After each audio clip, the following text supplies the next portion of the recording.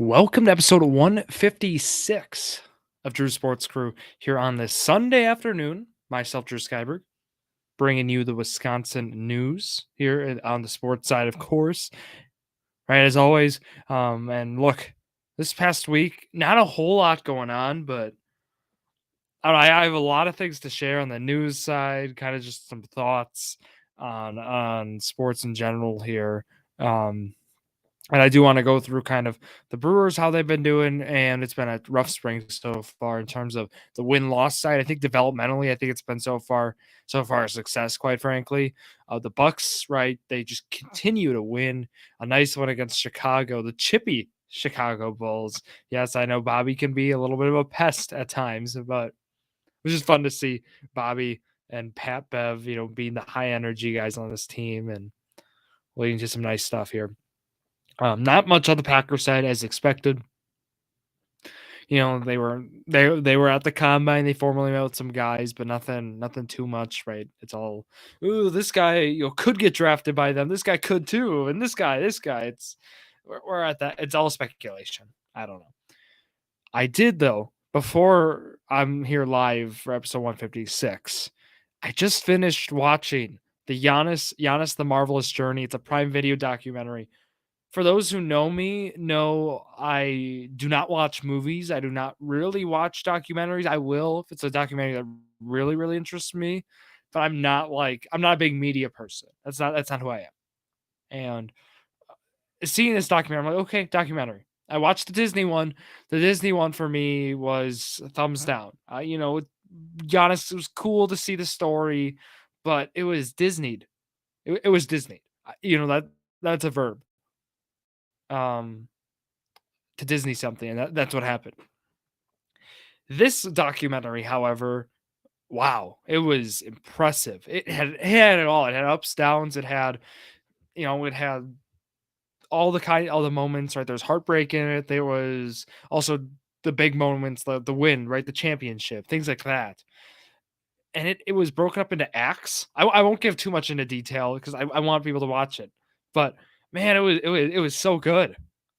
They broke it up into act 1, act 2, act 3, and it was like unfiltered. Giannis was saying whatever he wanted. It wasn't like, hey, this is for Disney, it's for kids.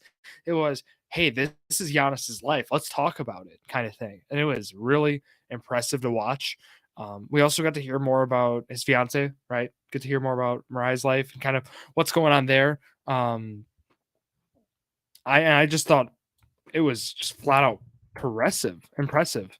Um, what happened, just like how they broke down the story, the quality, the graphics, you know, the people that got involved in it too, right? Maybe they had Jim Paschke there, they had Ernie Johnson, right, Milwaukee native, just things like that. I know that this is not a movie review thing, but this is Wisconsin sports. This is meaningful. Shout out Jared Valesky of Journey to a Million. He recommended me to watch it. I probably still would have watched it, but he was like, "You have to watch this, dude. This was impressive." It was. This was one of the best documentaries I've ever watched. There is bias in that because I'm not, as I told you, I'm not a big media person.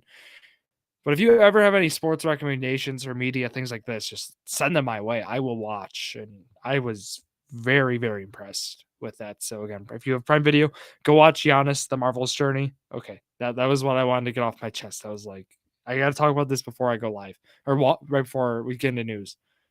Next news stuff here. It's March. March just came. You all know how March is here at the Sports Crew. We have fantasy baseball coming around. We have a league as always. The entry fee this year, $15. Reason an increase. 100% of the pool is of course paid out. That's how we roll. But the reason there's an increase is, right, I want to make sure we can have consistency throughout the league and activeness, and activity. So looking probably at 10 to 12 teams in that league. It's a fun one. It's head-to-head points. And just it's a fun league. It's with listeners. We get to see who drafts the most Brewers, all that fun stuff. But I enjoy it. And you should definitely, if interested, reach out at Drew Sports Crew, Instagram, X, Drew Sports Crew on Facebook or YouTube. I can make sure you're in that league. Furthermore, March is here for March Madness. The classic Drew Sports Crew bracket pool. That's a lot. That's a tongue twister. It's here $10 buy-in. If you throw $10 in, 100% of the pool is paid out. We don't mess around here, right? This is about building a sports community, and that's why being all together here and playing in a nice pool. I suspect we'll have around 35 to 40 people. So do the math. That's a pretty nice win for someone at first place. And there'll be, of course, other prizes there as well. I'm excited. But yeah, reach out if you're interested in any of those. I can give you instructions on how to join. That's gonna be done. So I do that one through the March Madness pool. I know people boohoo that one, but the NCAA March Madness app is nice. It's a nice app. It might be there's some parts that are painful, like some of the signing in and some of the logistics are nuts. But I do Yahoo for fantasy baseball. I also get poohooed on that one. I'm like, really? I think Yahoo's might be the best app for that, just because of all the features. Sleeper still doesn't support fantasy baseball. They would be, but once they do, that'll be a nice one. But man, I try to do fantasy basketball for the podcast. We took this year off on it. It's fantasy basketball. It might surprise you is the toughest one to get people for because there's a lot of components with it. It's not like baseball where like, you can't auto set your lineup on sleeper for it, so it's kind of hard to get people interested in it. So that's overall like why we didn't run one this year, but looking forward to doing baseball and March Madness. If you're interested in both, reach out again at your sports crew. Also, check out there for all the content. Right, I posted a baseball season long parlay today. Kind of what because I was looking at some of the lines that I'm like I got to get out some information on how I feel about some of these lines, and I think there's some really good value on the board right now. So if that's something that interests you, if you're planning to do one, I would recommend acting right now. I know there's some uncertainty right now as spring. There's still 3.5 weeks before season starts, but I would just get some lines in right now. Yelich is only at 17 and a half home runs. Obviously, they're baking in him missing some time with the back, probably, but otherwise, there's no reason he shouldn't clear that line based on um, kind of opportunity. The chance at him DHing more this year is this is the highest chance. He might DH the most that he has in his career this year. All I'm saying is I think there's some nice value with that. Also with steals too. So I would check those out. But I got content, whatever, anything Wisconsin sports related. Also on Wednesdays or Thursdays I do some of the NFL, overall NFL stuff, but still applies to the Packers. I rank teams, Packers usually included. Um, Good to see where they're at in respect to other teams. So that's the announcements I have, as it took 8 minutes to get through them, as I just had to share there was some Wisconsin sports news in there with like the documentary and such, but let's get into the Brewers side. I think so far, right, we know how spring has gone for them. It has not been good, right? It's been a lot of, trying to experiment with guys, see how they're gonna fit, in different spots, and so far we've seen that. Uh, right, the guy who's the cover picture here of this episode, Sal Frelick. Frelick has had a nice spring, nonetheless. Um, but we're still, waiting on just everything clicking as a team. Pitching's been so far actually the not so great thing in the spring, but it was just two guys who got bombed yesterday. That was really what happened. And it was right Aaron Ashby, a guy who we love. We want him to get back to full strength. Didn't have a great outing at all. He's working his way back though, I would say, and that's kind of what we're waiting on. Jansen Junk didn't do great either. Devin Williams, aside from 2 walks, 2 strikeouts, he looked great. The airbender back as always. Payamps gave up 4 runs and only recorded 2 outs. That was kind of the bad one with 2 home runs allowed. Just got to get him back. Mizorowski looked phenomenal as expected. That's Jacob Mizorowski, one of our top pitching prospects who we will see in the big leagues this year. Otherwise, Weimer's had a rough spring. That's been the scary thing. Frelick has been a stat sheet stuffer so far in spring. His OPS is at 870. He's looked phenomenal. And we know spring does not correlate too much to necessarily wins. We also know the top team last year in spring was the St. Louis Cardinals, and we know how that turned out for them. So the Brewers being 2-6 so far should not phase you, should not be worrisome in spring. I don't know. I wouldn't look too much into it. But I'm more worried about how's the development side looking? Is the team playing well? Is there like are there guys who are standing up? Owen Miller has had a nice spring. So just guys of that nature who have kind of moved up and down in the league. Eric Haas, I want to talk about. He's so far as batting 549 or 545 with an OPS over 1200 so far in spring. He's a guy who we want to see more. He's known for his ability to hit left-handed pitching. And again, he's 6 for 11 so far in spring, no home runs yet, but he's a guy you want to have out there for lefties. He's a great platoon bat. He's not a guy who you need logging bats at bats against right-handed pitching. That's not going to be as productive, but he's honestly a pretty valuable piece. I'm surprised the Brewers got him for, like we're able to get him. I mean, again, it's not like he's this all-star caliber player, no, by any means, but I think he's slightly above replacement level in terms of at the catcher position, especially on the offensive side, and he provides some utility on top of it. So just a nice a nice depth piece. That's really what it is. It's what this team needs. So overall, I'm happy with it and happy so far with how that's looked, like the team overall. Wade Miley being still a question mark to start the season does cause a little bit of problems on the depth side, as expected. We've kind of talked about this, right? Even like we talked about like Fangraphs projections for this squad, and it was like, oh boy. I understand the question marks kind of thing was what we were looking at. But otherwise, right, we talked about how the standings projections were out last year or last week, rather, so we could kind of see like where teams were projected at. But right now, we're looking at the Brewers, and there's just the rotation, right? We know Freddie Peralta is probably going to be opening day starter. But then from there, that Hauser trade's kind of tough. Obviously, I didn't want to pay him, but lose some depth there in the rotation. It's going to be how this rest of this rotation makes out. Is DL Hall going to start in it? He was pitching a little bit against Yelich, and Yelich is all for it. Yelich was very impressed to see it, how he's performed. Basically, like this team's young. There's a lot of inexperience now in this team. A lot of the experience is gone. And my whole point of why I'm saying that is these next few weeks of spring are actually extremely meaningful for a lot of guys, especially on the pitching side. I think the third base battle is going to be interesting. I think it's going to be, splitting hairs. I think it's going to be a kind of a platoon thing, but otherwise it's going to be interesting to see who gets the nod at third to start the year. I think it's going to depend if it's a lefty or righty. Andre Monasterio still has the potential to be the guy at third. Sal Frelick has worked in there a little bit, we know.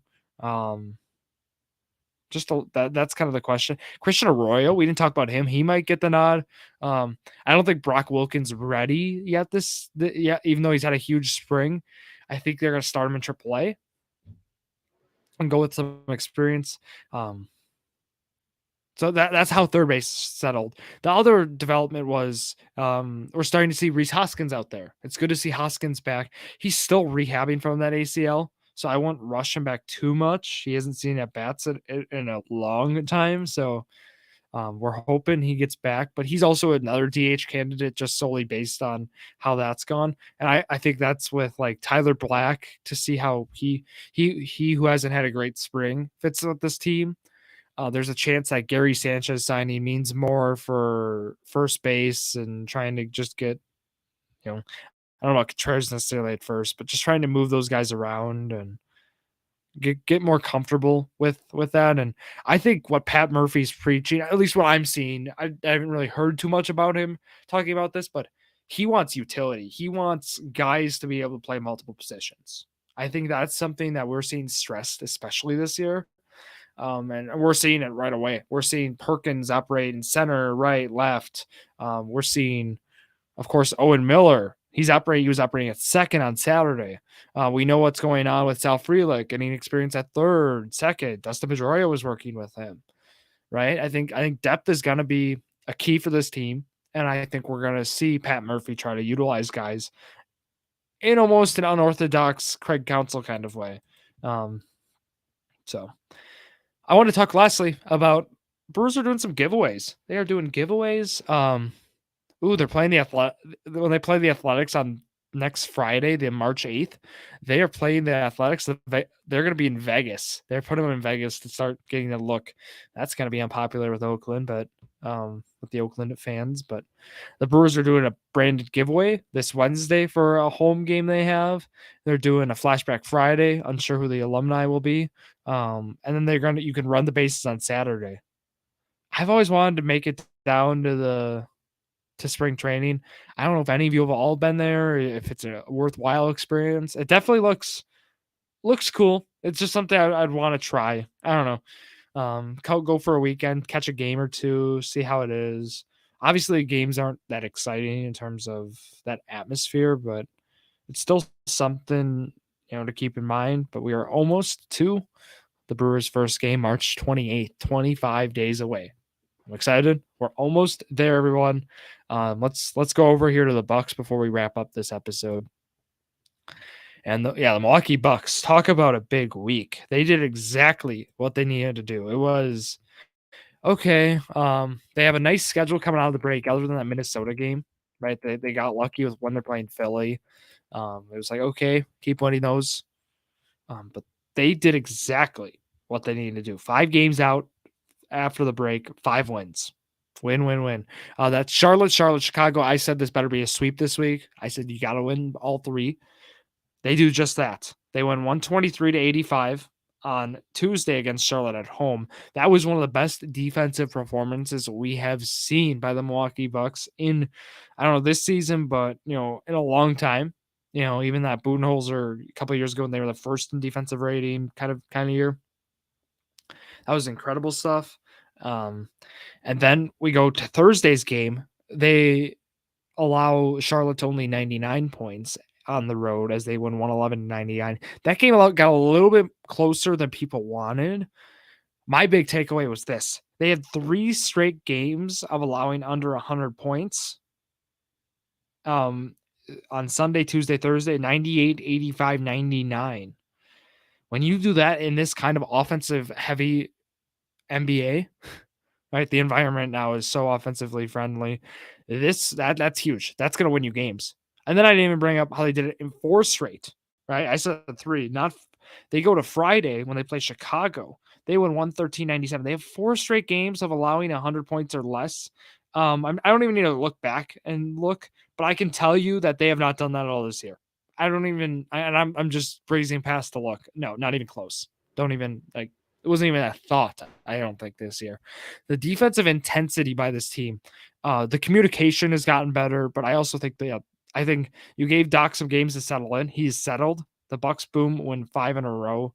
And it's like when they had a nice win streaks earlier in the year, it was like when they won 7 in a row. They were still allowing well over 110 points a game. Now we're seeing that drop by 10. I think this next week is going to be a test to see really what kind of Bucks team we have. They're not going to win every game. I'm not saying they're the super insane team, but they play. It goes tomorrow night. So this is Monday, 7 p.m. at home against the Clippers. That'll be a good test. Wednesday night at 9 p.m. at Golden State. Friday night at LA to play the Lakers. And then Sunday at LA again to play the Clippers. So you have Clippers twice this week. You have a total of 4 games in 7 days. I don't know how this is going to go. You also then have Sacramento the next week, also on the road. You hope to win 2 of those road games, and you're fine. Honestly, that's how the NBA is these days. If you win half your road games, you're going to be fine. Just because of how home field advantage, just the power of it, especially in the regular season.